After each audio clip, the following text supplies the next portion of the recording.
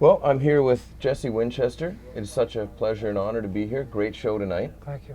And great to hear you back in Canada.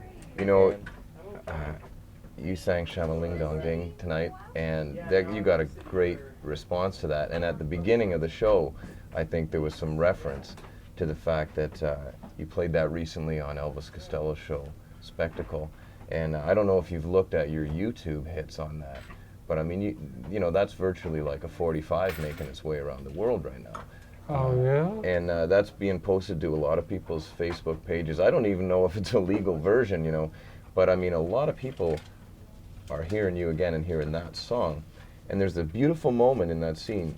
You're playing, and you're next to Nico Case, Elvis Costello, Sheryl Crow, and our own Ron Sexsmith, of whom we're very proud as well. Yes, justly so. And my goodness, you just move everybody to tears. You moved everybody to tears tonight. And what does that feel like? I really don't have words to describe what the time seems to stand still when it's going right, you know? You're a musician, you know. It just stops and nobody breathes. It becomes hyper real, you know. Could you feel that in that performance, or do you feel that at different times? You know, this is immodest to say, I'm sorry, but when you experience that feeling, you kind of not satisfied with anything less anymore, you know. You know, and when it doesn't happen, you start to get frustrated. You can feel it not happening. But no one else knows it's not happening, right? Well, that's the Lord's mercy is what that is.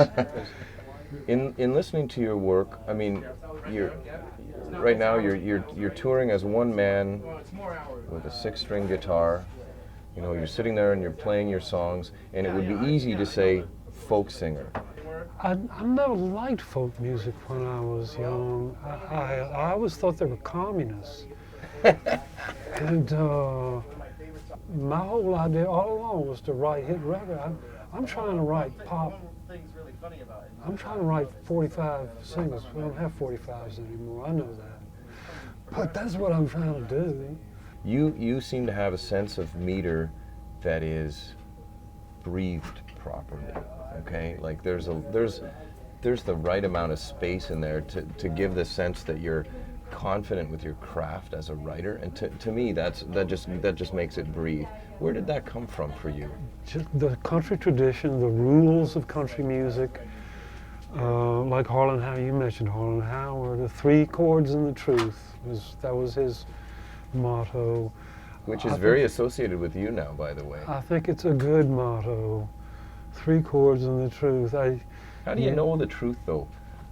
Is there a writer's truth and then some other truth that's harder to get at? Like that comes from singing a song live for people over and over again. When you do that repeatedly before you record it, you get to know what works and what doesn't, and extraneous words just sort of get dropped, and you just wind up with something that's distilled. It comes from somewhere real. I mean, even if you're making the entire thing up, at least you know the feelings or whatever are real. So the whole thing is just, for me, has been a real long learning process.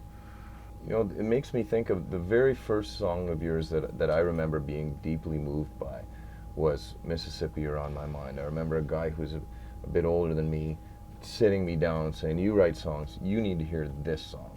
The myth around that for us here in Canada was that was your plaintive song. That was about being stuck here, and you know, you were sort of widely known as this guy who got stuck on the other side of the border due to the Vietnam War and all that.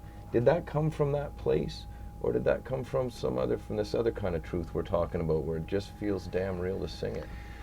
You know, I don't think maybe I didn't let myself feel wistful or homesick, but I really didn't spend a lot of time being homesick.